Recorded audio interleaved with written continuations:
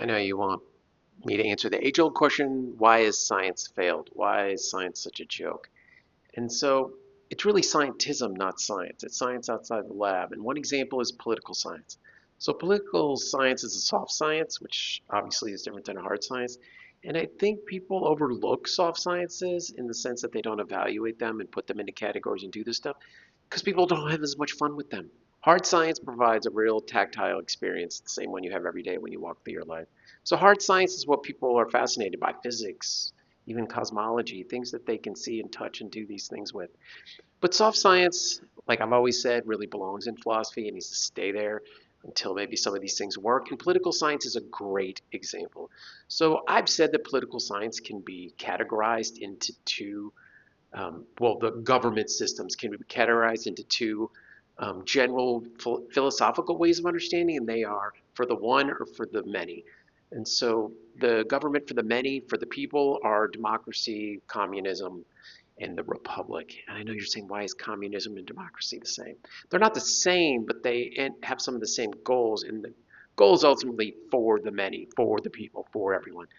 The other system for the one is more like monarchs, totalitarianism, fascism, theocracy, um, all of these systems that are really about consolidating power into small groups, oligarchy, things where uh, maybe the philosophy is even that results are better when fewer people make the decisions.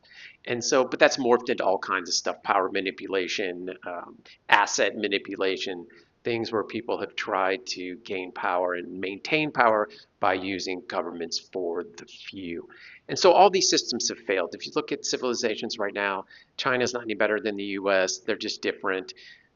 People have less rights. In the United States, people have too many rights, and their freedoms have allowed them to get fat. Like none of these systems are working. But a great example of this is the communism, the socialism, communism situation historically, where it started out for the people and it ended up for the uh, consolidation of power. It ended up for the many, and it ended up for the few or the one. So the governments can't be maintained because the systems are corrupt.